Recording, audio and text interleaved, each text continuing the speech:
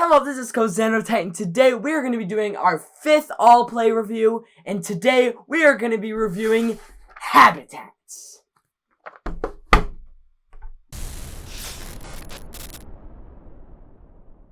Before I start explaining habitats, I'm going to have to read the little blurb that Oliver forgot. We'll see how I do. Zebras need grassland. Gorillas need forest. Crocodiles need water. Ants need desert. And warhogs need a little bit of everything.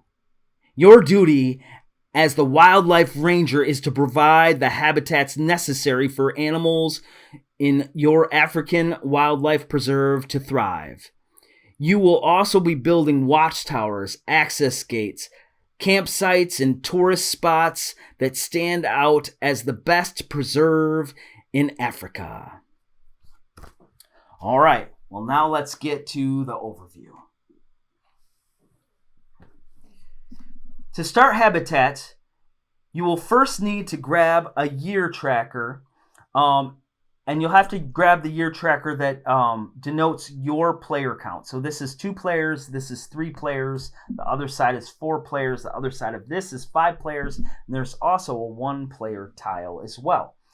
And you'll notice at the top of this, it gives you a little grid, which I set up a 3-player here, and 3-player has 4 across, or 5 across and 4 down, and it denotes where each Jeep is placed.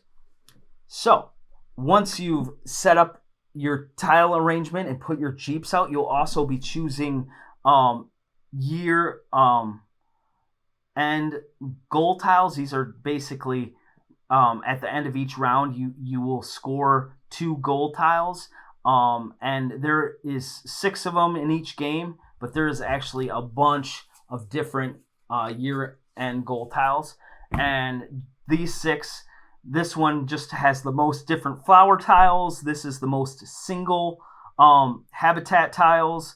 This is having just tiles around an entire one tile. So if you have the most around one tile, you would score that one. This is most habitats. This is most animals. And this is the longest diagonal tile run. So now the game is going to go through 3 rounds, and depending on the player count, the amount of turns you have may change. But for a 3-player, you got 9 turns, 7 turns, and 7 turns. So after you get through 9 turns, you're going to score these 2 goal tiles, and then after another 7 turns, you will score those 2, and then after another 7, you'll score those 2. And that's everyone getting 7 turns or 9 turns.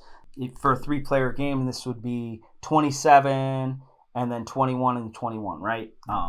Turns total. So now I should probably talk about what you do on a turn, right? So on your turn, it really depicts it in the rule book really simple. It says take, drive, draw, place. Sounds pretty simple, right? So I have this little starting preserve tile. So I am the red one. I also have the yellow and purple one right here, right? But on my turn, I would take, so I can either drive straight ahead or I can go left or right. So I'll just go straight ahead. So I'll take this tile, I will move, and then I will draw from this super fancy bag and place. Got another camera. So then I would place in my preserve. Now I can place anywhere around my starting tile except for the little white curve here.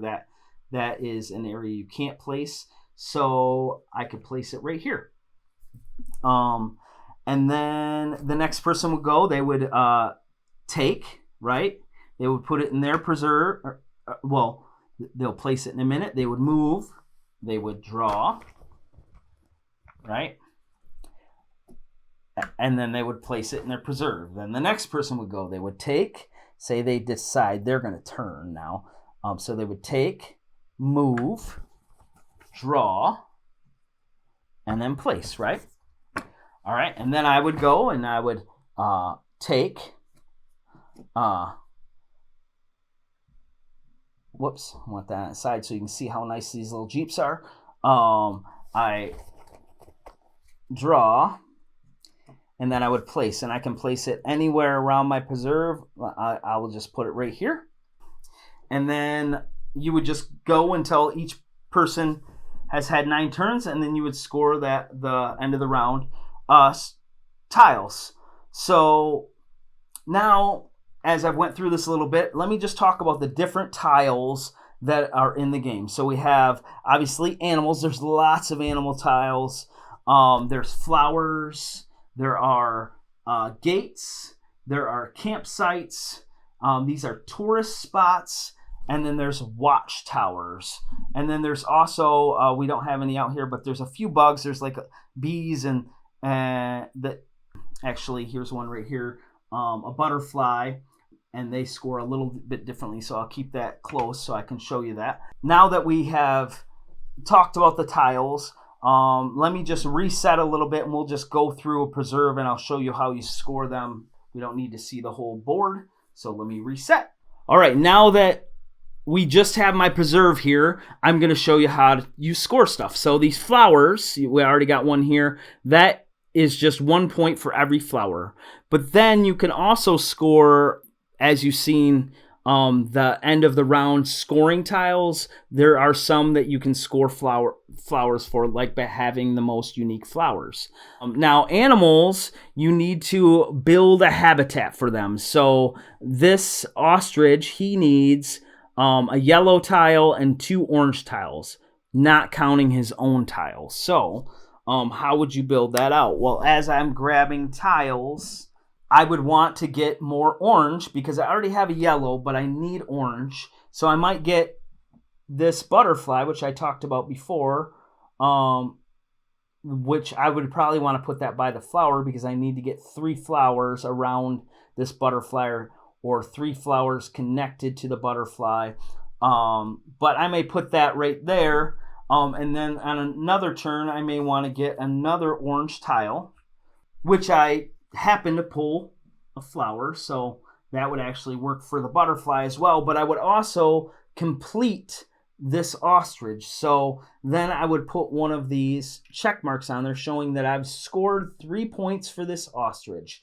Now, if you get the deluxe version of this game, you could replace your little check marks for wooden animal meeples, and there's different tiles like the gates and, you know, the butterflies, and they have tents and all of the different animals. So yeah, you could definitely make your board look really cool with different animals. So what is another tile we could show you? So we got campsites. So campsites, you notice these little boxes in the corner. So as long as I cover these 2 boxes by the end of the game, I would score this tent. So I would put that right there so I could just score it instantly, right? So that is a tent. We have these tourist tiles, which are cameras. And this one in particular says every water terrain tile in your habitat, you score 1 point. So if I got a bunch of water, I would score a bunch of points. We also have watchtowers. Watchtowers work by, they either have squares around them, or like this one says a straight line. I think there's some that are diagonal. But if I place this here, for every completed animal and flower in that straight line infinitely, I could score 1 point. So this, I would get 2 points at the end of the game. So that would be pretty sweet. Another tile that you could get is similar to the campsites, and these are gates. So if I place that gate there, I would complete it, and I could put a check mark on it, or a fancy, gate tile, right? And then I would score 2 points. But you'll notice that there's white around the edge here. Well, you cannot place tiles anywhere around that. So you could be blocking yourself from putting tiles elsewhere, which actually, right now, I could put a flower here still. So I guess I still could score that butterfly, right? If I did that, then I would score my butterfly, right? And I believe that's all the different tiles, except for there are some special terrain tiles, which would actually be 2 different terrains in your habitat. So this would actually be 2 yellow together plus 2 water together. And that is how your preserve works. And you'll go through all of your turns. Then you get your handy dandy dry erase board. And you would already have scored your year-end goals. Except for the last year, you would score those ones. And then you would score your animal tiles that you've completed, your flower tiles that you've completed, or that you got, so you count all of them, get 1 point. Watchtowers, you count the points for that. And then you have your tourist tiles, you would score all of those, your gates, your tents, and then you tally up the points, and whoever had the most points wins. And that's how you play Habitats. So what I like about Habitats is that, number one, let's just get this straight out of the way. The ease of play is amazing. It's super easy to play. And I know I say this about a million other games, but I just think this game is also super easy to play. Another thing I like is the art. I like, I even like this big lion on the front. I think that even adds to it. But on the cards, on the tiles that you pick up as you're going along with the game, I think that art looks really cool. It's not like dog park art in terms of how realistic it is, but it's more like some like Marvel United art, which I dig. Like I like how cartoony it looks, and I really like that. Another thing I like is the in-between scoring, in-between round scoring, and like basically we're scoring different things in between rounds. And I think that differentiates the rounds, and I think that makes it really cool. Almost like Minecraft Builders and Biomes, where you're scoring different things in different rounds. I'm just going to mention this. I think the gameplay is a lot like Floriferous, which I had a short about that. And if you haven't seen it, I would love you to go watch it. And it's kind of similar. So, like, you're moving and pick up tiles and habitats, but in Floriferous, you're moving and pick up cards, so it's kind of similar. And then instead of a Jeep in habitats, in Floriferous, it's a pawn. So I thought I would just mention that it's a little similar to Floriferous in that way. Another thing I like is how, you know, you're not just picking up animals, you're picking up towers, you're picking up flowers that rhymed, and you're picking up cameras. And they do different things, which I think is really cool. And it's mainly animals, but there's like, I think adding things to the game is a super fun concept. Another thing I like is building your habitat. It's like you have one animal, and then you're building a habitat around that animal so it can like survive in your little habitat that you're building, which I think is really fun. You know, it's kind of the main what you're doing in the game, making your little like animal habitat, and I think that's really fun. You know, but one thing I don't like, I just don't love, I love the components, I love the dry erase boards, I love the cardboard tiles, but the chunky pieces are really cool in the deluxe. Like in the deluxe you get these cool chunky animal pieces. But the one thing is it just adds too much time in the game searching for the specific animal that was completed. So you're taking out like lions, and it's like, I need a sloth. It's not in the game, but and you're picking up random animals, and some animals look like other animals, and it just adds too much time to the game. But in the regular edition, not the deluxe, it just has these check marks. Boom. No searching. It adds so much time. And, you know, maybe a little texting adds time too, and I know I'm doing that, but like maybe a little less time if we use those check marks. So that is what I like about habitats.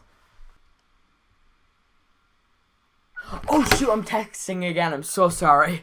But if you loved our 5th all-play review and you want us to keep doing them, please smash the subscribe button, smash the like button, and smash the notification bell if you want to see more all-play reviews, more video game reviews, or just more videos in general. And check out my Linktree, which has links to my YouTube channel, of course, and then my Facebook and Instagram, where you can get behind-the-scenes content, like Vinny, and maybe just me announcing stuff, but, you know, that's a part of it. And also my Dice Tower playlist, where you can see all the videos of Board Game Breakfast that I have been in, so definitely go check that out, and buy my merch. It'd be really cool if you bought my merch. I want to see you guys in hoodies and shirts, and yes, another video. Have a nice day. Bye.